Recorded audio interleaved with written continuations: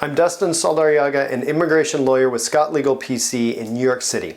In this video, we're continuing our series on the EB-5 immigrant investor visa and looking at the requirement that the EB-5 investment create jobs for U.S. workers. Job creation is fundamental to the EB-5 program, but how many jobs need to be created? When do they need to be created by? Who can fill those jobs? And what even counts as a job?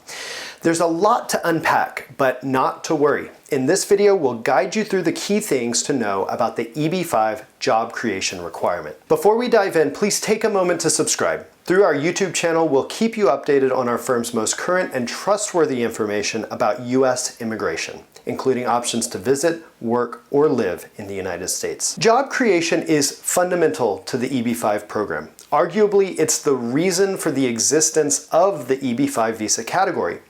An EB-5 applicant doesn't qualify for the visa by only investing the required $1,050,000 into a business enterprise, or $800,000 if the business is located in a targeted employment area. Beyond showing that they've invested the money, each EB-5 applicant must then show that their money went toward the creation of at least 10 jobs for U.S. workers. Let's take a moment here to talk about what actually must be created under the job creation requirement.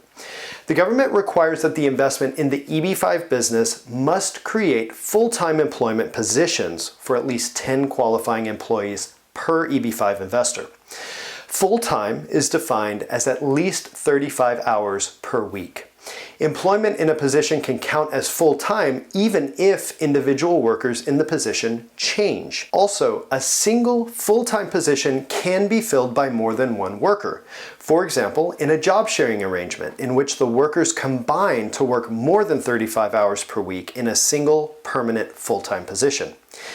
Now, a full-time job sharing arrangement is not the same thing as two part-time workers being combined to qualify a position as full-time.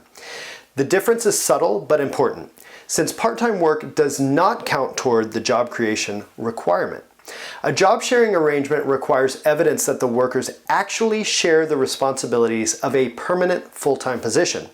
It would also require a written agreement specifying the details of the arrangement and a weekly schedule showing the hours the workers fill the position.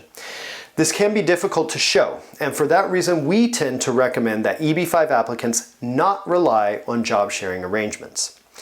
At this point, it's important to emphasize that the 10 full-time positions need to have been created as a result of the EB-5 investment.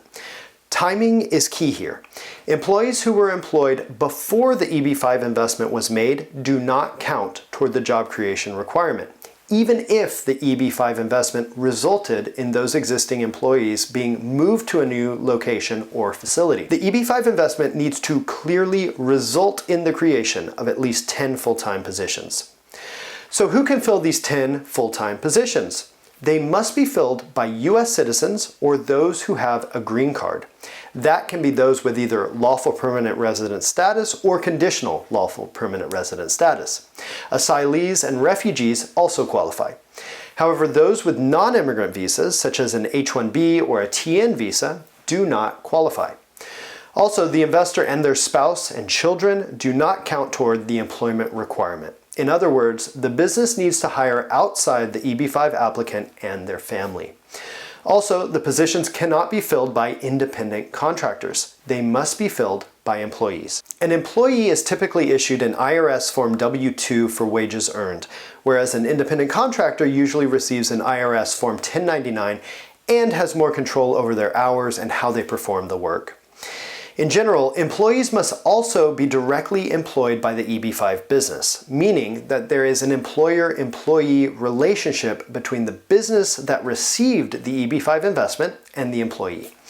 In the Regional Center program, which allows pooled investments from 2 or more EB-5 investors and comes with a variety of additional requirements, indirect jobs can be counted, such as jobs for people who are not directly employed by the EB-5 business, but whose job was created as a result of the EB-5 business. An example would be a construction company hiring workers to build a resort. If the resort is the EB-5 business, called the new commercial enterprise, the additional construction workers could count as indirect jobs, even if they are not directly employed by the resort. Again, indirect jobs can only be counted in the regional center context. EB-5 direct investment projects can only count direct jobs toward the job creation requirement. What documents do you need to show the government in order to prove how many jobs the investment created? Tax records and pay records are key to show not just that employees were hired by the business, but actually employed full-time and paid accordingly. I-9 forms are usually not enough.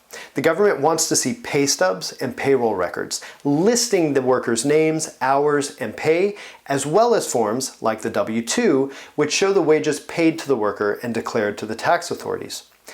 But what if the EB-5 company hasn't met the job creation requirement before it submits the Form I-526? Fortunately, the law allows the EB-5 investor to provide a comprehensive business plan that shows that 10 full-time positions will be filled within a 2-year period.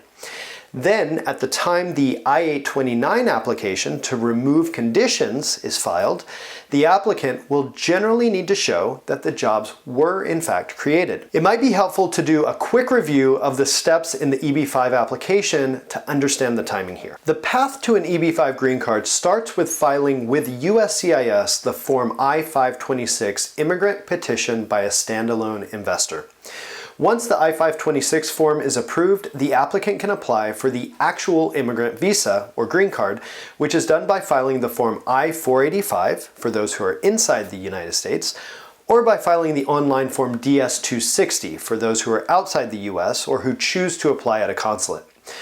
Once that is approved, the applicant will receive conditional lawful permanent resident status, which is valid for 2 years. At the end of that 2-year period, the applicant must submit a Form I-829 with USCIS in order to remove the conditions, which, once approved, will grant the applicant lawful permanent resident status, a green card without conditions. So if the business hasn't created 10 full-time jobs before the I-526 application is submitted, the government will accept a comprehensive business plan that shows that 10 full-time positions will be filled within 2 years. Technically, this 2-year period starts 6 months after the I-526 is adjudicated, but that date can be hard to pinpoint, especially since USCIS currently estimates that it needs more than 5 years to adjudicate the I-526. So it's best for the business plan to show how the projected growth of the EB-5 business will require no fewer than 10 qualifying positions within the 2-year period from the date the I-526 is submitted, and it must specify the approximate dates when these positions will be filled. Importantly, the business plan must be credible and comprehensive. What comprehensive means is laid out in a 1998 Administrative Appeals Office decision called Matter of Ho. We'll add a link to the case below. In Matter of Ho, the EB-5 investor's application showed that the business had 2 employees and would hire an additional 8 employees within the next year. The applicant included a 4-page business plan in support of its hiring projections. The court rejected the business plan, saying it was not sufficient. The decision states the business plan must be comprehensive, meaning that it must be sufficiently detailed to permit the government to draw reasonable inferences about the job creation potential.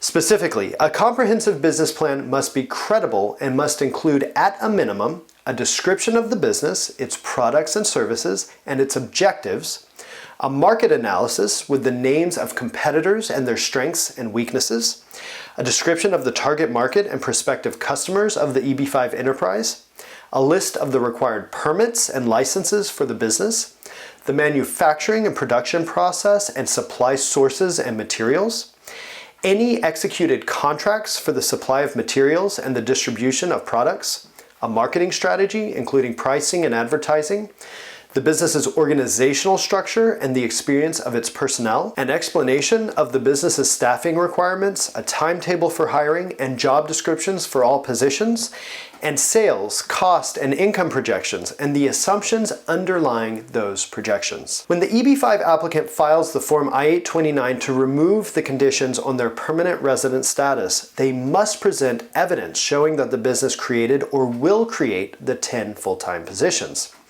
If the applicant is at the end of the 2-year conditional permanent resident period and still hasn't created the required 10 jobs, there is an option to request a 1-year extension. There's also the possibility of extending the period even further if something outside the applicant's control made the job creation impossible, such as a pandemic, for example. However, given that job creation is so fundamental to the EB-5 program, it's best to focus squarely on creating the 10 positions as early as possible, and ideally well before the 2-year conditional permanent resident period ends. We hope this video about the EB-5 Immigrant Investor Visa's job creation requirement was helpful.